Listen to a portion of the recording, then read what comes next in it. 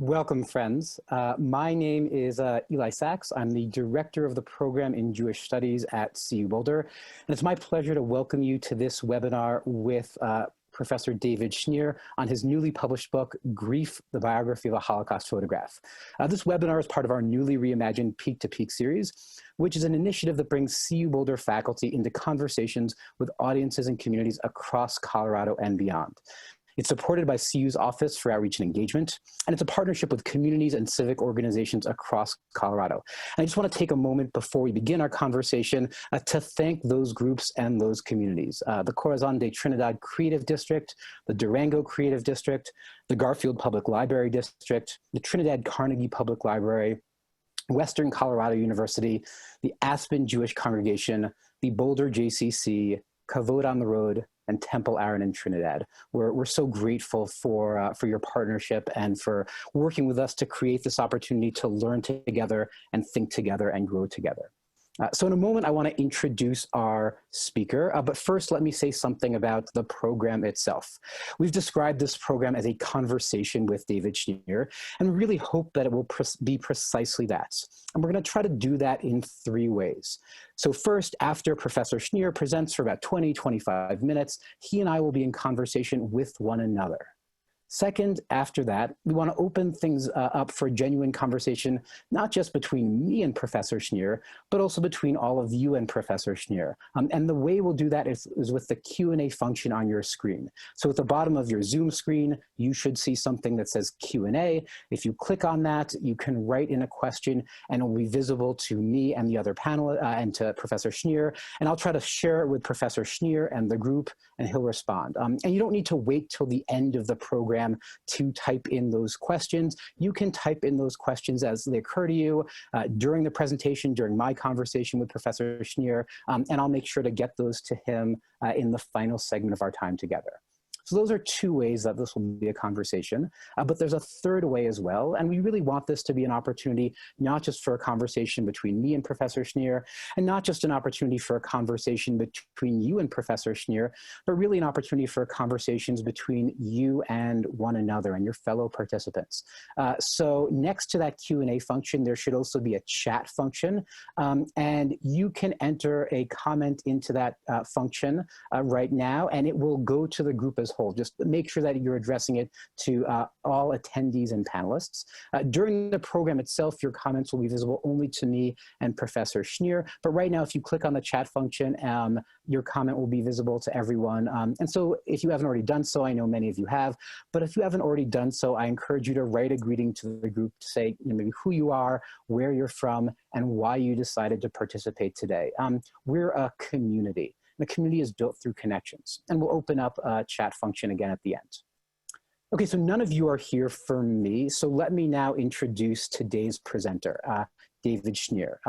Professor Shneer is the Louis P. Singer Endowed Chair of Jewish History and the Professor of Jewish Studies and History at the University of Colorado Boulder. He was the director of the program in Jewish Studies for a number of years, and he's currently the inaugural faculty director of our post-Holocaust American Judaism collections.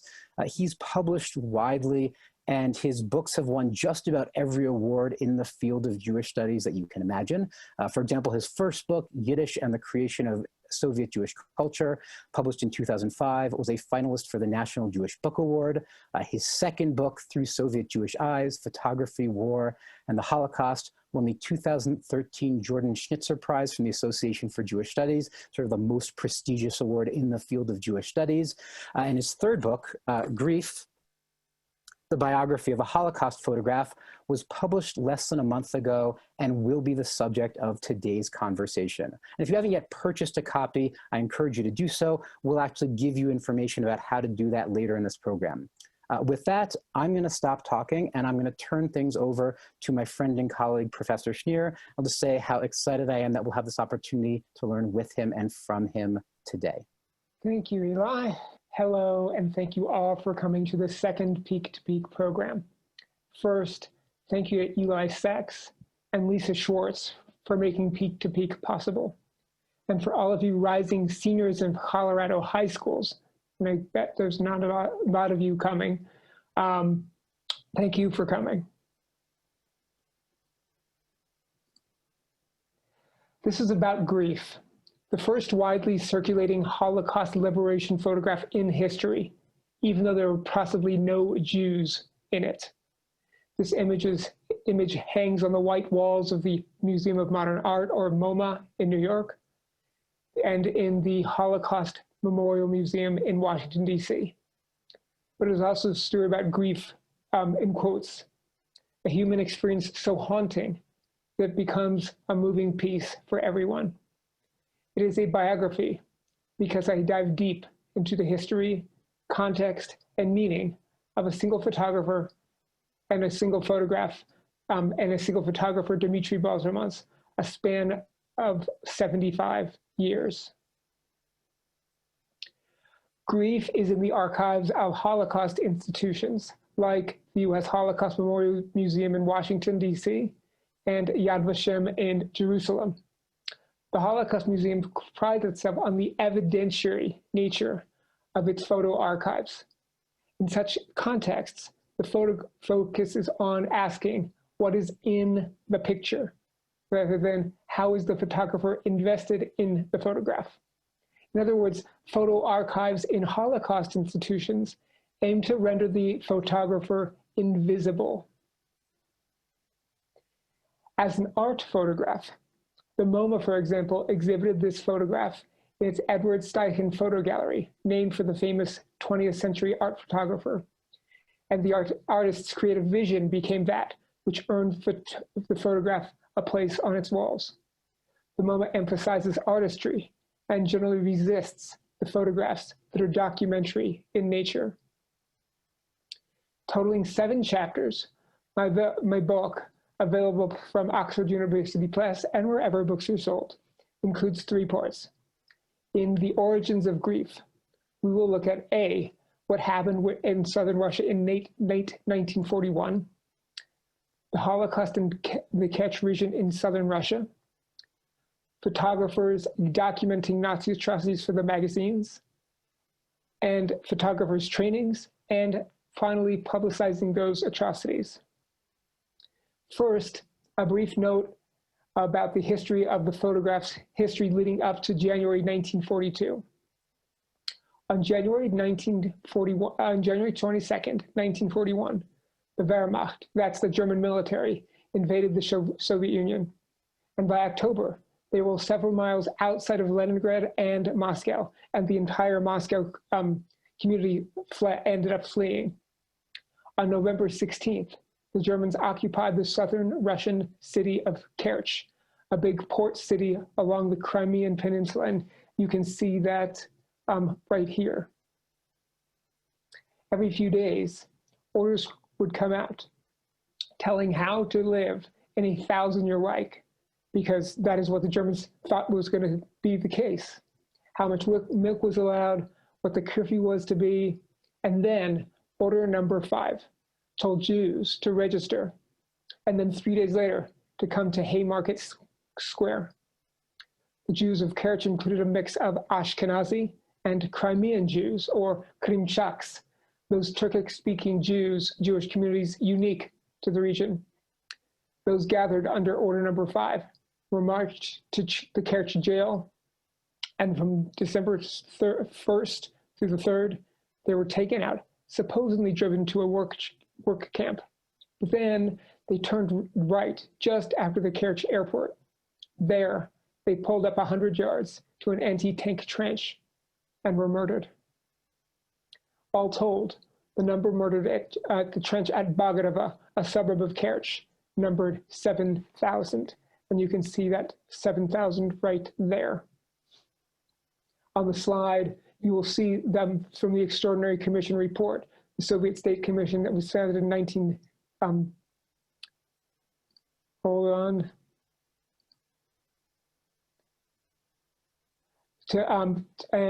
in 1942 to document fascist atrocities, which documents the dead.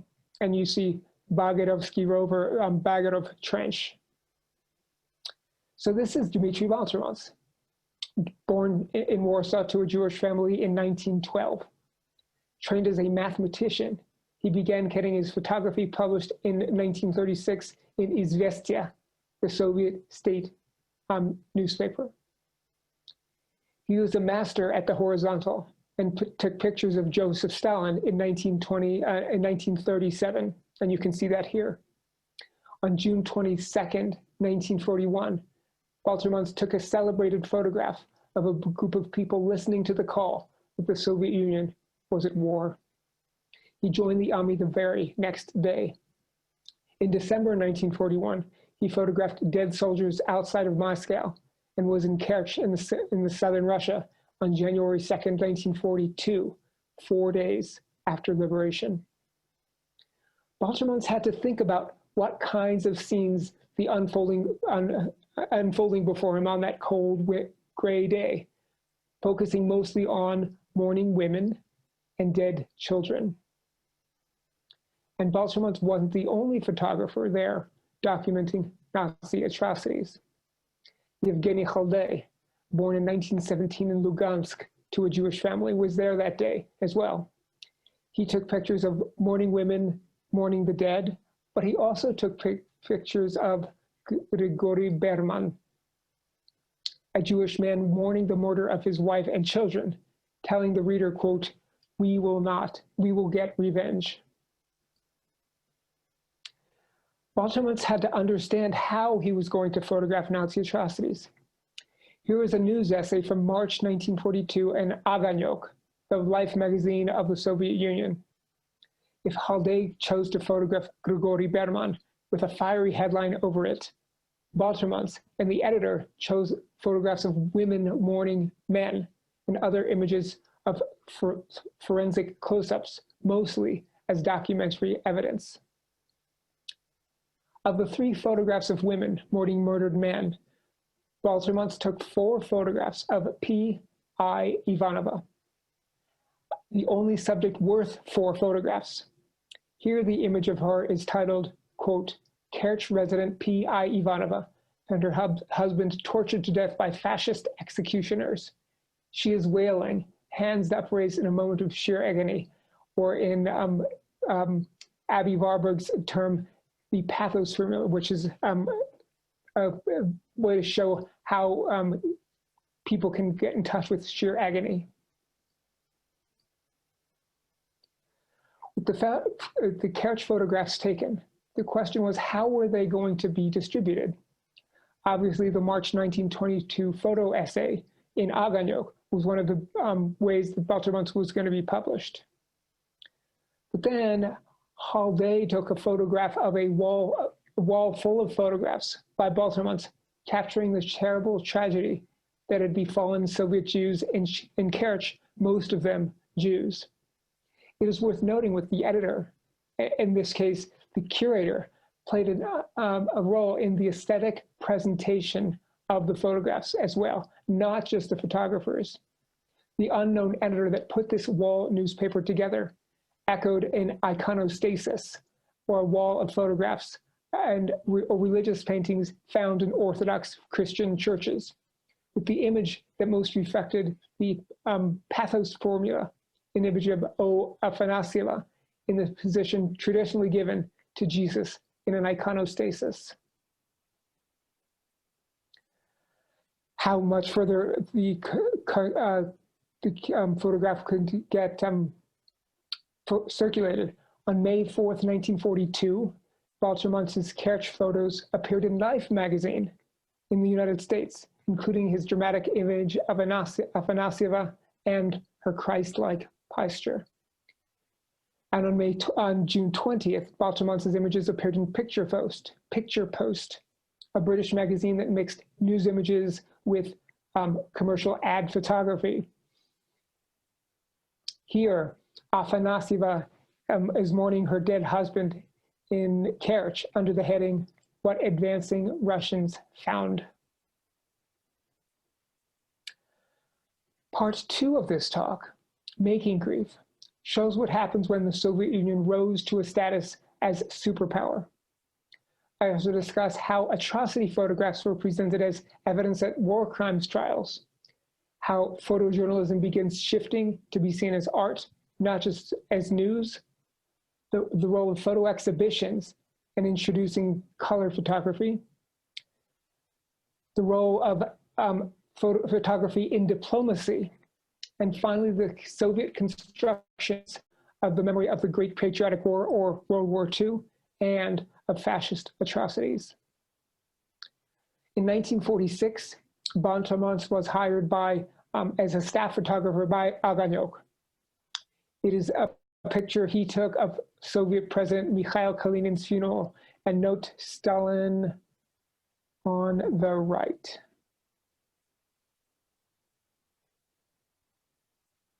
In March 1953, Stalin died, and over 4 days, Aganyok's Baltermants took pictures documenting reactions to his death, including this scene titled "Dynamo Factory Workers Learn of Stalin's Death," including some images in color.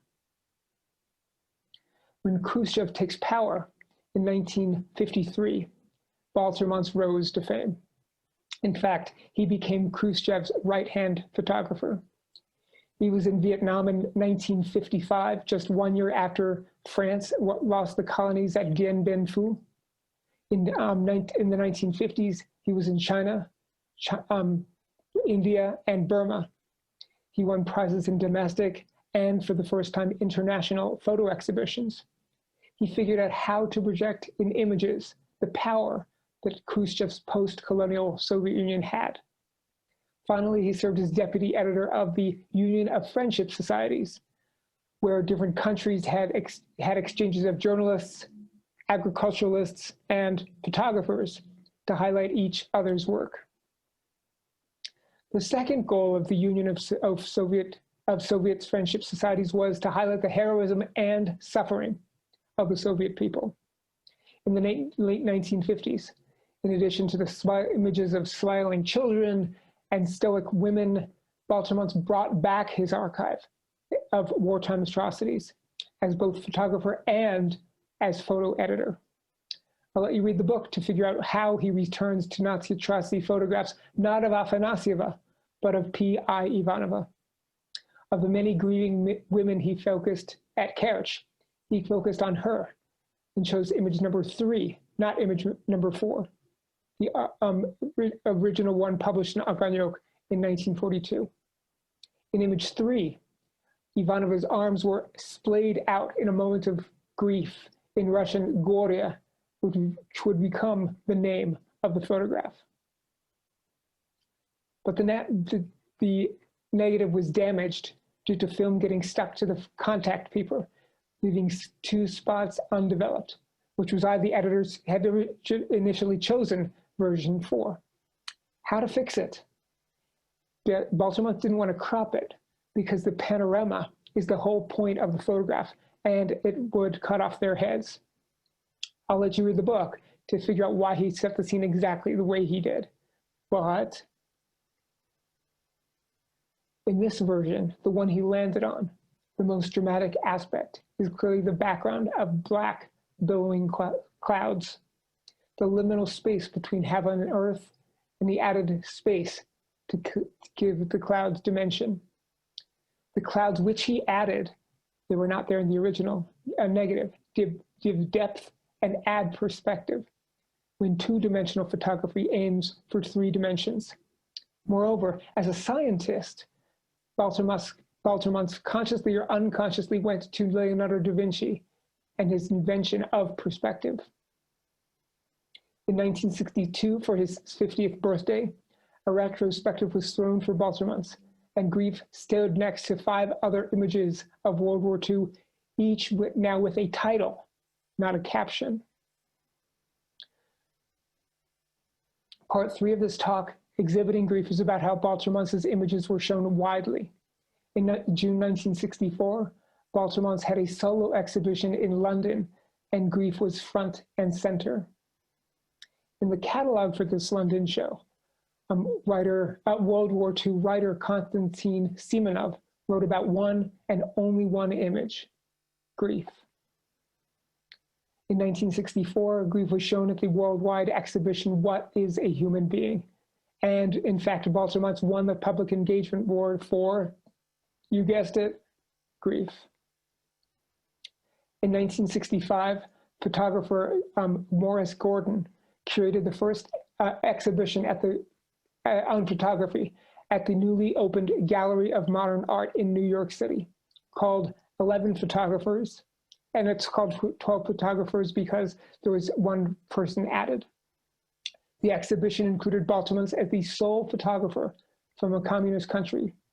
And the New York Times review called Grief, quote, one of the great wartime landscapes of all times. Valuing grief weighs the emotional value of grief as well as the financial acumen as the image came onto the fine art photography market. The role of editors and political institutions disappeared as collectors, appraisers, museums, auction houses, and investors made grief, and therefore Baltermants, or is it the other way around, build financial value in the art photography market. Photography collectors discovered grief, and Baltermants discovered photography collectors. And grief went from ubiquity, when Baltermants weighed another copy and another copy, to scarcity, as Baltermants carefully crafted his signature onto limited edition prints. Let's compare two exhibitions. One at the Soho Gallery in New York in 1983, and the other in 1990, so 7 years later at the G. Ray Hawkins Gallery in LA. You'll see that the New York show was a not-for-profit gallery. There was a New York Times review. It was organized by the Citizens Exchange Council, founded in 1963, an organization focused on people-to-people relationships, a popular activity during the Cold War. The show in LA, however, in 1990 was Baltermants' first commercial gallery exhibition, with an LA Times review in an exhibition organized by photography collectors and gallery owners. It was driven by the market and took place as the Soviet Union was on the verge of collapse in the wake of the fall of the Berlin Wall in November 1989. Unfortunately, Baltermants died in 1994, shortly before the exhibition. So his daughter, Tatiana, came in his place. Baltermants' grief hits the auction houses as it goes for a very high price. In 2005, curators from post-Soviet Moscow and France put on a retrospective for Baltermants, and grief figured prominently in the show. In 1995, the LA County Museum of Art purchased 9 Baltermants photographs. And then in 2010, grief was acquired by the MoMA in New York City and put on display. Note that the there's 4 pictures here and 1 picture here. The 5 photographs surrounding grief have something to do with the Holocaust. War photography, a major retrospective exhibition on war and photography, featured some of the earliest known wartime photographs, including one from 1839, which was the first invention of photography. Grief was figured prominently and included a note from my previous book, Through Soviet Jewish Eyes, about how grief captured the Holocaust.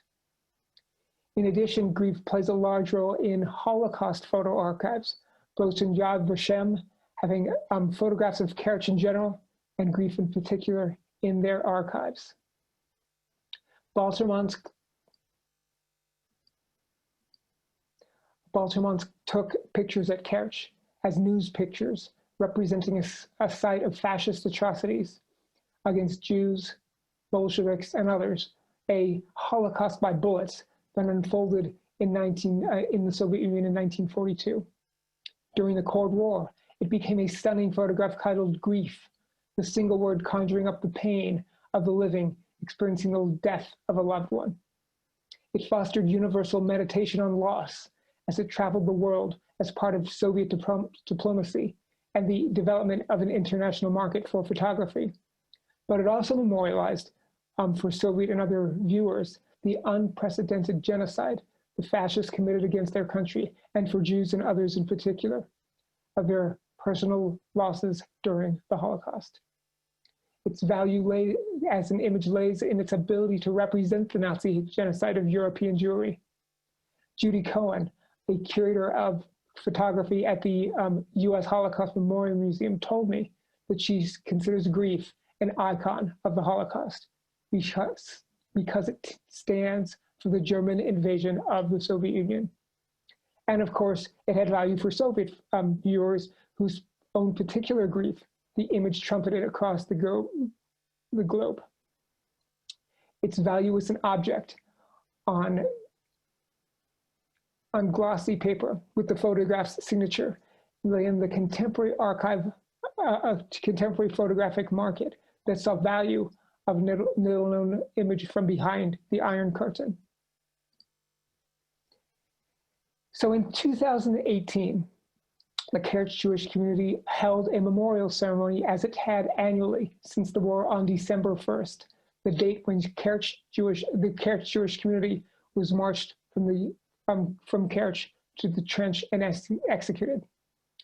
Singing Sabbath songs, they used holidays photographs, that's over here, of Grigory Berman in their memorial ritual, 2 parts traditional Kaddish ceremony naming the Jewish family members, but 1 part classic communist memorial ceremony invoking the universality of fascistic atrocities during the war.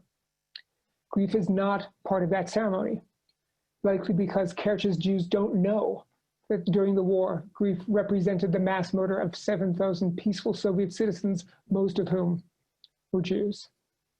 But perhaps at some point in time, grief might be incorporated into this community's annual memorial, given the nature of how genocide unfolded on Soviet territory, with Jews, Bolsheviks, and Judeo-Bolshevism all being targeted for extermination in the Nazi attempt to create the 1,000-year Reich by eliminating the Jewish race, which was manifested in all 3. Thank you.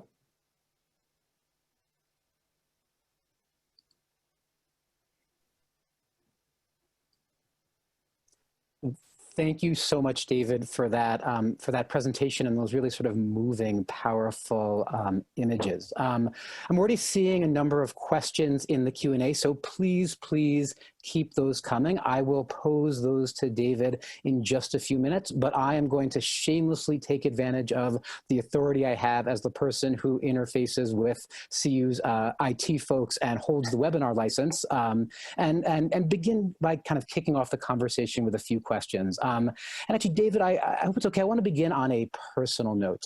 One of the really striking things about your book is how much you personally are a character and a figure in the story. And that begins from you kind of coming upon this photograph. I was wondering if you could tell us a little bit about how you first encountered this image and what it was that drew you to this image, that kind of motivated you to not just reflect on it, but kind of devote a book to it. So it was 2003, and I was friends with a curator named Simon Zalkind. And I told him I was going to do this book about Soviet Jewish photographers confronting World War II. And he was like, and the Holocaust. I was like, oh, I didn't know that, but yes, the Holocaust. You should go meet Paul Harbaugh, who's got the largest collection of Soviet photographs in the world. And he's here in Denver, yes. And he's got the largest collection of Soviet photographs in the entire world. Yes. So I go down to meet him, and lo and behold, he's got 500,000 pieces of art, anywhere from photographs to maquettes, which are the photographic materials about which the catalog would have been made. So I spent the first book looking at that material. And then I got a call in 2012 having something to do with pathos formulas. And do you have anything to do with a pathos formula? Now, I had no idea what a pathos formula was. So I went reading and I was like, oh, this is something that it has something to do with a woman in grief with their arms wide out and her back parallel, if not falling over. And I came up with this photograph of grief. And so I presented that. And then I presented that at the Association for Jewish Studies in the fall, in December. And it was 20 minutes, and I was doing it from the beginning to the end. 3 different book proposals, book editors came up to me. They were like, "We want that book." And I was like, "No, this is nothing." He's like, "No, we want that book." So it ended up being the case that through 2014 to 2020, I put together this book on grief, basically showing how a photograph moved through the war, through contemporary times. So thank you both for telling that story and also for doing something that I think maybe is a landmark moment in the history of academia, which was publicly acknowledging that you didn't know something, that you didn't know what a pathos formula was. I feel like that should be marked down somewhere. So I want to kind of pick up on, right, that vignette you shared of you giving this talk and 3 different editors coming up to you. Right, that's really powerful. And for those of you not in the academic world, not particularly common. Yes. Why do you think this photograph is such a useful way to sort of think about these bigger questions, right? I mean, in the end, this is just one photograph by one person of one site at one moment in time. Why use this as a lens to think about these bigger questions about memory, photography, genocide, violence, pathos, 20th century history? I mean, why tell those stories, the constellation of stories, through one photograph? What do you think the value of that is? And are there any risks to that kind of approach? So I remember coming up to the podium with Phyllis Lassner, who was the editor of Northwestern University Press. And she was like, "I want this book." And I was like, "Why do you want this book?" She's like, "I want this book because through the one photograph, you tell a whole story from beginning to effectively an end." I mean, Baltermants dies in 1990, and it's going to still be here and 2020 and onwards. But I think she recognized what I did not recognize, which is that the framing of the photograph has all of these implications to it. So from the personalized aesthetic of the negative getting damaged, from the anyway, that's what I'm going to say. Well, actually, I'm gonna shamelessly push you a little on that. So what do you think some of the bigger implications are? What are some of the things you think we learn about Holocaust memory, art, aesthetics, 20th and 21st century history from this story? And you don't need to share everything, right? We want to give people a reason to buy the book. But I'm curious, what do you think, what are some of the lessons you think we learn? What are some of the things you think we know because of spending time with this really powerful image and this amazing story that we wouldn't know otherwise, that we didn't know before? Okay, so let me put up, so I'm not going to show the image, but so this is a landscape of photographs of basically women mourning dead men, and the one who's named Grief is her hands folded over. There are, by my accounts, no Jews in the photograph. I'm not going to tell you why, you're going to read the book, but that suggests that there are no Jews in the photograph. And when I asked Judy Cohen, the Holocaust U.S. Holocaust Memorial Museum's chief of photo curating, why doesn't that get it out of the photo archives? She said, "Oh, no, it needs to be in the photo archives, because this is an example of the German invasion of the Soviet Union, and that is creating the effect of what 2 million Jews ended up suffering under the Holocaust." So I got the sense that this was something that was more than I was asking for. So now in 2019, I was asked, well, in general, they are going to be calling the Holocaust about Jews and the Judeo-Bolsheviks, which means Russians. So these don't have to be Russians. They can stand for the 7,000 Jews and others in the burial pit, and then have that be a memorial to the universal subject of loss. And so you see this photograph and you are haunted by the photograph. And that plays a role in the Holocaust, but also in more than the Holocaust. Does that make sense?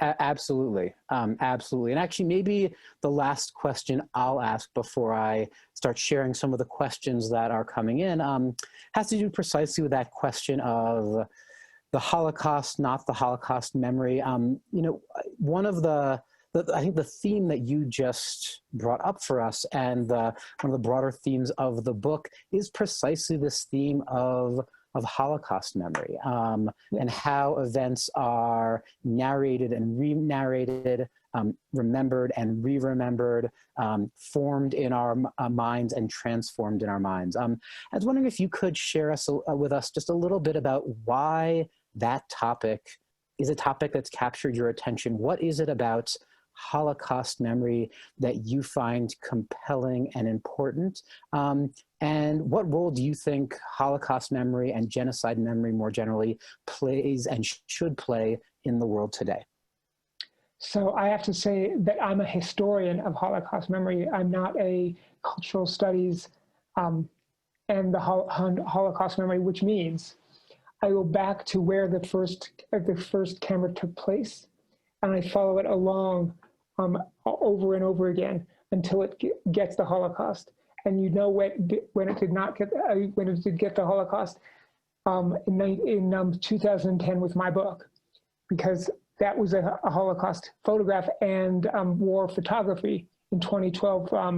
Ann Wilkes Tucker specifically mentioned my name because she learned that the image was the Holocaust, but mostly because of my book. So I don't think I'm interested in Holocaust memory as I'm interested in how the Holocaust memory takes place. And in fact, one of the things I discovered when I looked at the memorials about Kerch and the Jewish memorials. By the way, Kerch has a relatively progressive female rabbi. So, she puts the Holocaust kids, the Jewish kids around, and has them draw pictures of what they think Holocaust memory is like. And they all draw the, and I'm not going to spoil it for you, but the obelisk in 1975 with the 7,000 peaceful Soviet citizens. And they never draw the 2010 photograph with the Hebrew, Ukrainian, Russian, and English photographs talking about the Jewish martyrs. They do that because they are saying prayers in Hebrew, but they always draw the obelisk, not the book. So I think that's the way of identifying how we deal with it today. Thank you. What I want to do now is broaden the conversation and share with you, David, some of the questions that we're receiving in the Q&A. I'm going to try to get to as many questions as I can. To any of you whose question I don't get to, I apologize in advance, but I'm going to do my best. And looking at the questions that are coming in, I'm really seeing sort of three types of questions. Questions about the Jewish context of this photograph, questions about photography and memory more generally, and questions about kind of how this project came to be. So I'm going to maybe start with some of the questions about the Jewish context, and then move to some of the broader questions about photography, and hopefully we'll get to then circle back to some of the questions about the project. So I was wondering if you could, David, first of all, say a little something about the reception of this photograph in its Soviet context. Is the kind of Jewish context or lack of Jewish context of this photograph acknowledged in kind of Soviet representations? What are the stories that this photograph is used to tell in a Soviet context? And maybe kind of more generally, can you just say something about the kind of the twist and turns of this photograph in its Soviet context? I know from reading the book that it was actually initially suppressed and only then made public. So can you say a little bit more about its Soviet reception and the way in which its Soviet reception ties into an acknowledgement or lack of acknowledgement of a potential connection to the Holocaust and to violence against Jews in particular? Thank you. So I don't think it had a Holocaust resonance up till this day. I think, so going back, this first photograph came out in March 1942, and it was just about peaceful Soviet citizens, nothing more. And then it was buried away. You said this suppressed, but all photographs are suppressed until they come out. So, but he wanted a photograph that would label this, the Soviet Union as the greatest victor and greatest sufferer in fascism. And this seemed to be appropriate. Nowhere did the Holocaust mean Soviet Jews. The Holocaust meant peaceful Soviet citizens. So that's 1950s, 1960s. Then in the 2000s, when you have the this grief on the market, nowhere does it say the Holocaust is a photograph about grief. It's just a photograph about wanting of loss, about memory, and about this sky and the image of the sky going off to infinity.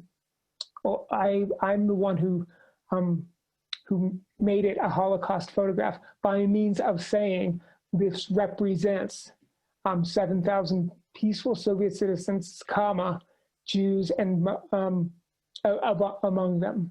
So I don't think this has anything to do with Jewish, the Holocaust as a Jewish phenomenon in the Soviet Union, post-Soviet Russia.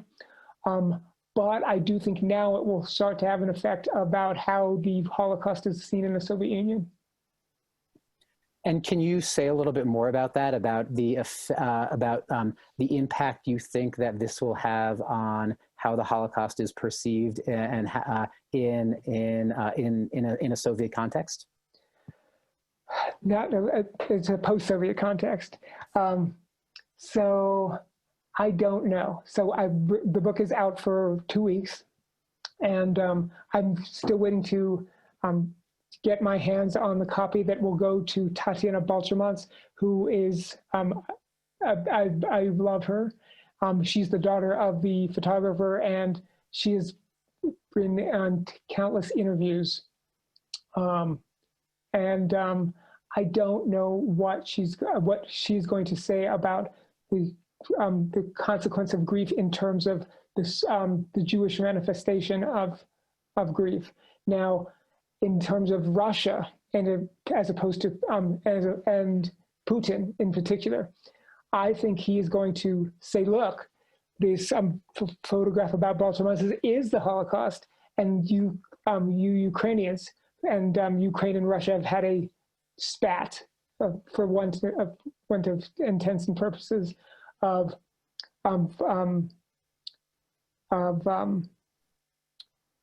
their spat, and it's about being a member of the a collaborator in the Holocaust. So you Ukrainians remember that you are the Holocaust victims. You were going to have the Holocaust collaborators. So I don't know whether it will be the effectiveness of the of Russia, but I do hope that it's really worth reading, and I do think it's going to have an effect on the city of Kerch in particular. And I think that there, they might take out that photograph in addition to the photograph of Grigori Berman. So I think part of what you're getting at there, David, is the power of an image and just how much can be at stake in an image. And a few of the questions we're getting in the Q&A relate specifically to that issue, the question of how this image is constructed. So I want to share two of those questions now. One of those has to do with some of the choices that the photographer made. What do you think is animating the decision to not just in the end remain focused on one particular woman, but to bring in the images of others mourning their loved ones as well? What do you think is sort of motivating that kind of choice? And on a related note, you talked a little bit about the editing of the original to include a more dramatic sky. What do you think is at stake there? What's at stake in these choices to broaden the focus beyond just one individual to other individuals, then to bring in this kind of powerful sky image that I think you talked about in your remarks as being about kind of the intersection of heaven and earth? So on the first question, so he was a master of the horizontal. So that means that he takes the largest possible image and then crops down onto something. And in fact, Henri Cartier-Bresson, the famous French photographer who came to the Soviet Union 4 times, and first in 1954, he said that the goal is for you to capture the largest image and then crop on something that you want to say. So he clearly did that. So I'm looking at Diane Waldman's photograph, Diane Waldman's question, and he didn't crop, he didn't close up on the image of P.I. Ivanova because he didn't want to have P.I. Ivanova in the focus. He wanted to have P.I. Ivanova and the next one and the ones after that. And then in terms of P.I. Ivanova, he let the editors choose, he let the editors choose the scene, and he said, fine, that's the image that he wants to see. And then the second question is about the sky. And I don't know what happened, why he made that sky, which has absolutely nothing to do with the original image. Except I saw him reading in quotes because I don't know if he read, but he saw Leonardo da Vinci in the Soviet photography magazine that was founded in 1926, closed down through Stalin's period, and then reopened in 1957. And it's one of the first articles is how Leonardo da Vinci created perspective for photography. And I'm guessing that he wanted to put the black in there and the clouds in there because he wanted to follow the sky to infinity and have this dramatic distinction between heaven and earth, never knowing which one is heaven and which one is earth. So part of what I hear you getting at there, David, are some of the possibilities that are opened up by photography. And one of the questions that we have in the Q&A is about precisely that question. And the question is whether you can say something more about photography as a genre of representing the Holocaust. How does it compare to film, to literature, to memoirs? Right? This is now, by my count, your second book focused specifically on photography. What do you see as some of the possibilities offered by photography, some of the power of photography, some of the differences of photography, maybe with some of the other forms of memory and memorializing in general, and in terms of the Holocaust and violence in particular? Thank you. So this is my second book on photography. I have had a hard time. Let me go back a minute. At each of these atrocity sites, there are not only photographers, there are filmmakers there too as well. And I have a hard enough time figuring out which is the photograph and which one is the film excerpted by the photograph.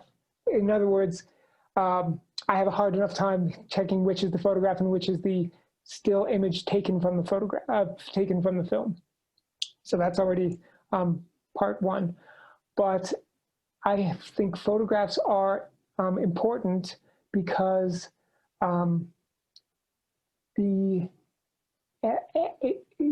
have to really think about how a photographer gets in position, gets close, and clicks the camera, and then doesn't necessarily take the camera and say it as its word.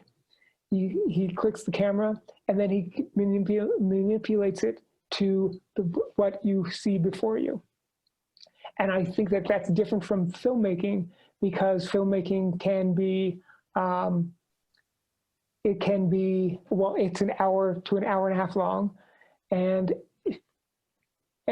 although in documentary photography is different, but filmmaking is the act of representing the whole. So I'm the director, I have the cameraman, I have the actors, I have the filmmakers, I have the post-production. All of that goes into a photograph. It's just one photograph. It's just one to make a photograph.